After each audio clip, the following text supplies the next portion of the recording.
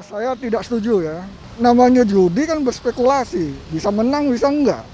Ya kalau kalah uangnya kan yang dapat istilahnya bandarnya. Nah dia yang kaya. Maksud kita harus, kalau kita bicara umum ya, maksud kita hanya membuat kaya segelintir orang dengan menyengsarakan banyak orang gitu.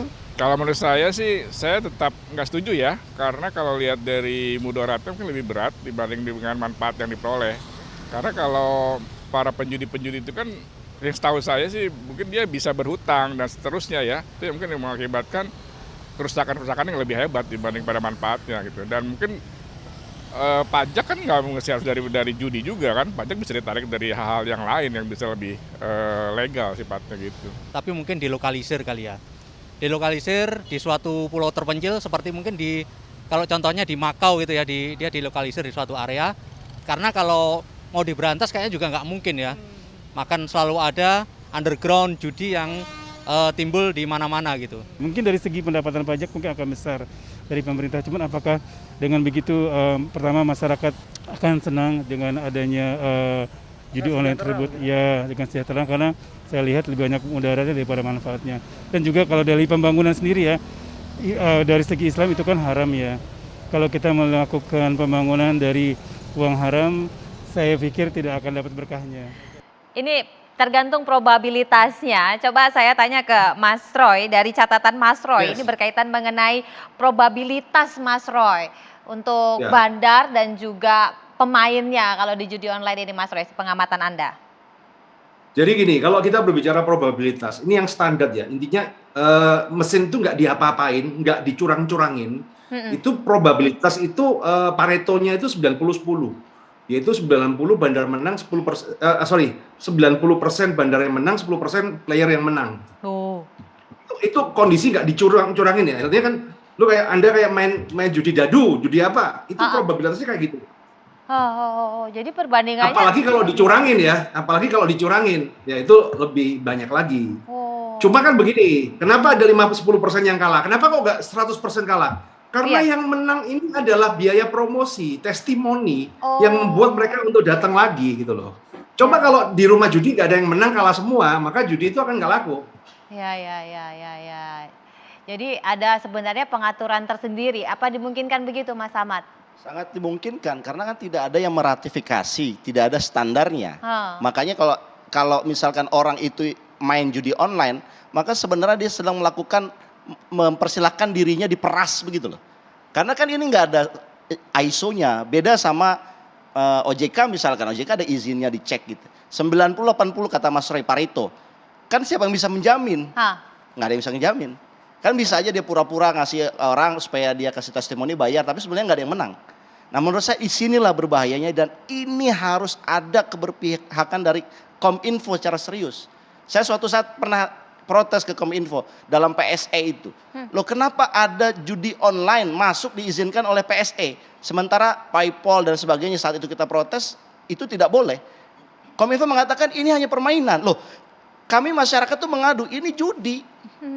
Nah sekali lagi ini tidak ada standarisasinya, baik itu dari pemerintah ataupun dari lembaga ratifikasi. Iya Pak Kiai, satu sisi ini game loh, ini permainan. Ya judi itu permainan Pak.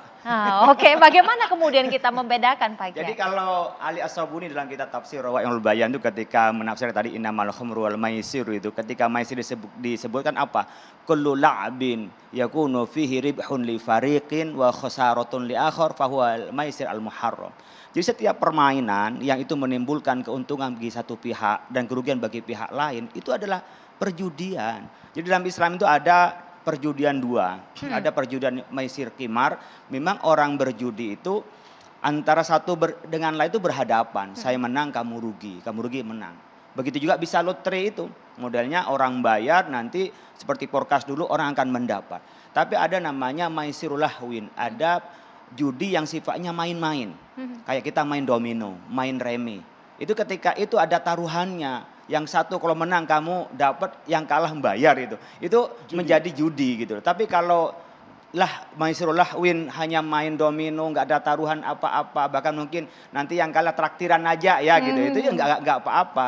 Nah, dengan kerangka seperti ini yang dianggap semua mainan itu dianggap tidak judi. Jadi judi itu adalah orang yang mengambil dari kekalahan orang lain dan itu bukan bekerja apa-apa, nggak ada skill apa-apa. Nah itu adalah perjudian. Oleh karena itu di dalam Islam menolak ini. Karena pasti membuat dia tidak ingat kepada Allah. Tidak ingat bagaimana Allah menciptakan kerangka hidup sebagai khalifah di muka bumi. Itu pasti nggak ingat. Orang-orang yang berjudi itu. Pasti ada kebencian antara satu pihak. Dia menang, saya kalah. Itu pasti ada benci.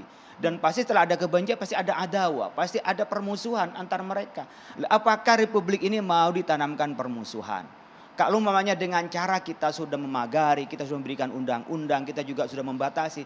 Kemudian itu masih ada perjudian. Bisa dibayangkan kalau itu tidak dibatasi. Republik ini menjadi republik apa umpamanya. Jadi bukan persoalan sedikit banyaknya kalau di dalam Islam adalah kerangka yang dibangun di dalam kerangka kita juga berinteraksi. Dan itu yang akan membentuk karakter bangsa kita. Kita menjadi orang ulet atau tidak. Bisa nggak kita survive? Kan nggak ada semua negara yang dibangun dengan perjudian, nggak ada. Tapi bagaimana apabila ketika itu nanti dalam tanda petik dimungkinkan untuk menjadi legal dengan berbagai macam alasan, tetapi dilokalisir, Pak Kiai? Kalau dari kami tidak ada untuk hal itu ya. Karena tidak dilokalisir secara diam-diam sudah banyak. Kalau di satu negara umpamanya di Genting Malaysia umpamanya. Kalau kita coba lihat kan bukan karena keinginan, tapi sudah ada prospek sejarah dan memang ada kelompok tertentu gitu. Tapi dia tidak menjadi tumpuhan di dalam pengembangan ekonomi, tumpuhan untuk menjadi tempat bermain tidak, atau tempat rekreasi tidak. Artinya itu adalah namanya spesialis lah, spesialis kalau dalam hukum itu tidak menjadi mengeneral. Oleh karena itu Indonesia yang tidak punya tempat-tempat begitu, jangan memulai lah. Kita seketat-ketatnya, karena kita seketat-ketatnya pun orang yang hobi itu pasti masih bermain. Orang yang punya gejala sosial ingin cepat kaya tetap bermain. Ya kita lihatlah orang-orang yang di bawah itu bagaimana mereka bertaruhan. Banyak sambil mereka nunggu pelanggannya mereka bertaruh. Dan sekarang online ternyata orang cukup pegang HP. Dan ketika pegang HP itu nggak merasa habis banyak. Apalagi nanti hasilnya juga yang buat bertaruh itu dari kredit, dari pinjol. Kan dari riba ke judi, republik hancur. Jadi dosanya makin banyak Pak Kiai. Bukan hanya dosa, tapi hancurnya republik ini juga. Nah, ini semakin menyeramkan. Tetapi apa memang permainannya semakin dipermudah, kemudian ada berbagai macam dalam tanda petik iming-iming yang membuat banyak orang ingin mencobanya. Nanti kita tanya sama Mas Roy dan sebagaimana kemudian tadi yang disampaikan Pak Kiai berkaitan mengenai lokalisir dan sejarah dan lain-lain. Nanti Mas Yanur juga akan menambahkan. Tetaplah bersama kami. Saat lagi IBF akan kembali.